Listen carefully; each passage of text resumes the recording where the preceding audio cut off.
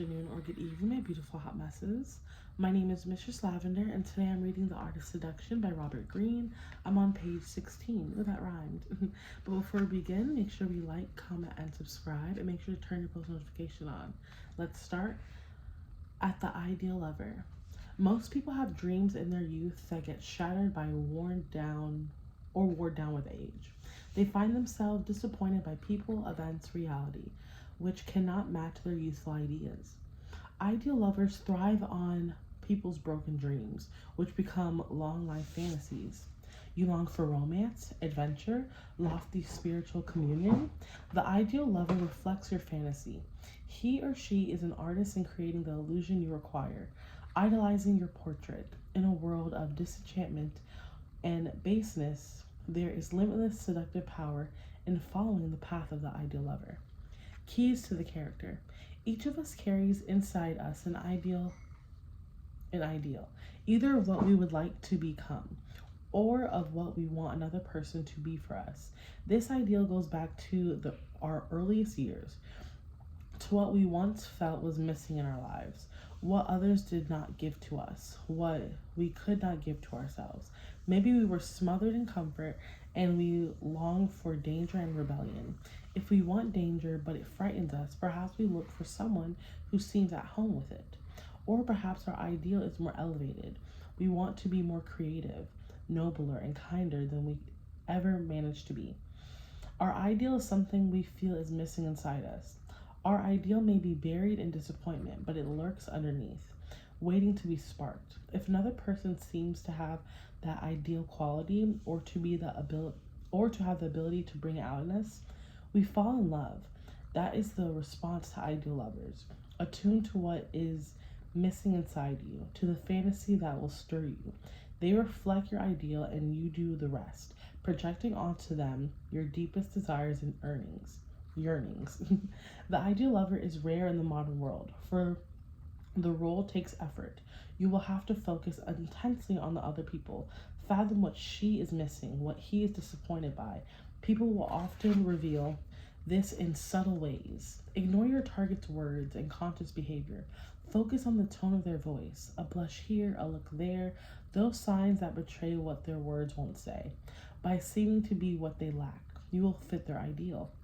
To create this effect requires patience and attention to detail. Most people are so wrapped up by their own desires, so impatient, they are incapable of the ideal lover role. Let that be the source of infinite opportunity. Be like an oasis in the desert of the self-absorbed. Few can resist the temptation of following a person who seems so attuned to their desires, to bring to life their fantasies. The embodiment of the ideal lover for the 1920s was Rudolph Valentino, or at least the image created of him in film. Everything he did, the gifts, the flowers, the dancing, the way he took a woman's hand showed a scrumptious attention to details, and that would signify how much he was thinking of her. The image was of a man who made courtship take time, transforming it into an aesthetic experience. Men hated Valentino because women now expected them to match the ideal of patience and attentiveness that he represented. Yet nothing is more seductive than patient attentiveness. It makes the effort seem lofty, aesthetic, not really about sex. The power of Valentino, particularly nowadays, is that people like this are so rare. The art of playing to women's ideals has almost disappeared, which only makes it that more alluring. If the chivalrous lover remains the ideal for women, men often idolize the Madonna/whore, a woman who combines sensuality with an air of spirituality or innocence. The key of ambiguity, to combine the appearance of sensitivity to the pleasures of the flesh with an air of innocence. Spirituality, a poetic sensibility. This mix of the high and the low is immensely seductive. If ideal lovers are masters at seducing people by appealing to their higher selves, to something lost from their childhood, politicians can benefit by applying this skill on a mass scale to an entire electorate. Oh, this is what John F. Kennedy quite deliberately did with the American public. Most obviously, in creating the Camelot aura around himself.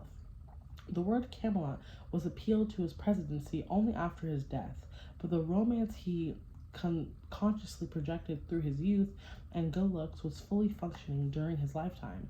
More subtly, he also played the American's image of its own greatness and lost ideals. People literally fell in love with him and the image. Remember, most people believe themselves to be inwardly great than they outwardly appear to the world. They are full of unrealized ideals that could be artists, thinkers, leaders, spiritual figures, and the world has crushed them, denied them the chance to let their abilities flourish. This is the key to their seduction and to keeping them seduced over time.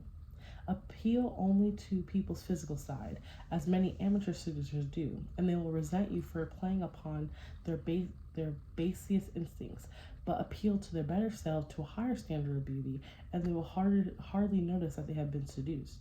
Make them feel elevated, lofty, spiritual, and your power over them will be limitless. The symbol, the portrait painter, under his eye, all of your physical imperfections disappear.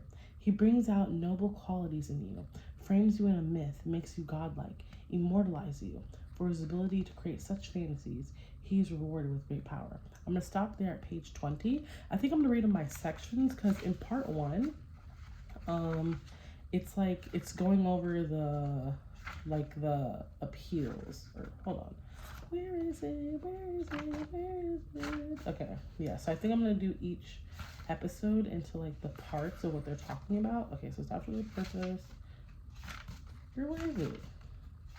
Where's the page where you see everything, like the order? Oh, there we go. The content. Wow, what a time. So yeah, I'm in part 1, but right now I just finished the ideal lover. So next episode I'm gonna do the dainty, as you can see. Yeah, so I'm stopping on page 20 or 21. We'll start on the next episode, 21. So again, my name is Mistress Lavender, and I'm reading The Art of Seduction by Robert Greene, and I'm so happy you joined me. Make sure to drink water, have a great day, and remember, your life is better with me in it, obviously. Have a great day. Stay safe. Bye.